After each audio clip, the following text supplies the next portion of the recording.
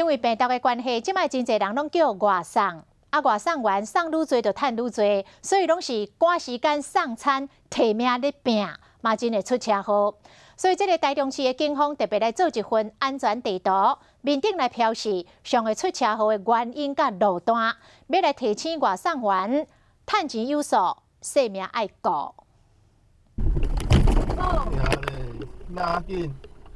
外送员抢紧赶时间，无让其他的车，结果就安尼相撞啊！若是拄着同款违规的驾驶，若是机车拢害去，人有可能搁会送病院。